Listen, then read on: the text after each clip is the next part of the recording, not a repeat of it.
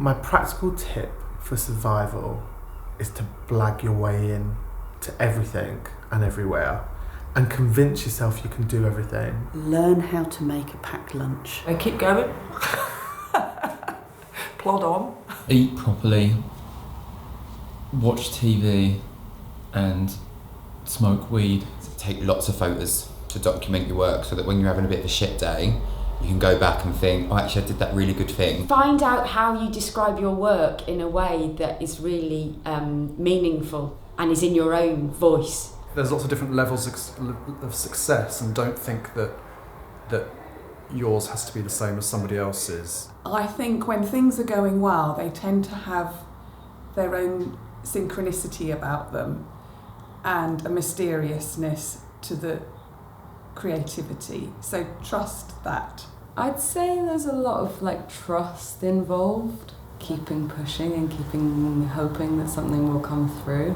Whilst you're waiting for an idea or inspiration and you're feeling like a moron, don't despair, because I think the wave will come and then you'll just surf it right into shore at the right time. Really approach it as a long game, and to understand that there are going to be many different stages of really kind of hitting your groove with it, or things feeling like they're not coming together at all, and to be able to kind of see a bigger lifetime picture rather than just a precise moment. Finding a community around you, and that community could be one person or two or however many, but people that you respect and people that you trust. Ask your mentors how they're making their money. Don't make any assumptions about that, and then think about your future and how you want to be living. I've managed to, as an artist, to basically travel all around on all the trains with a young person's rail card, but that does involve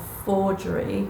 So I would say, as a survival tip, you have to be canny at being a bit illegal. As far as possible, if you can always squeeze in an afternoon nap, actually, is an essential part of success as an artist. You could crawl under a table or even lean over a filing cabinet, outside on a park bench. Have other stuff going on, I think. It can get really intense. And, making art is really important.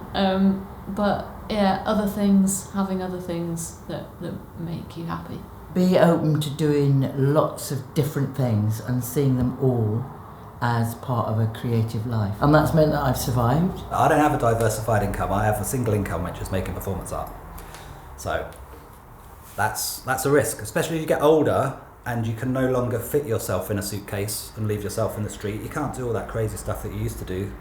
So, and there's no pension. Anyway, so these are the things we think about when we're confronted by our mortality. Well, it's a quote from Pina Bausch, and she says, "I'm not interested in how you move, I'm interested in what moves you." Well, you do it because you love it, so if you don't love it, then get out, don't do that anymore. I think I remember Robert Fillieux saying that art is what makes life more interesting than art. And I think remembering that and keeping that sense of perspective is essential for survival. I really hold to that if a job is worth doing, it's worth doing badly. And I've done many things in my life really, really badly, but I'm very glad that I've done them at all.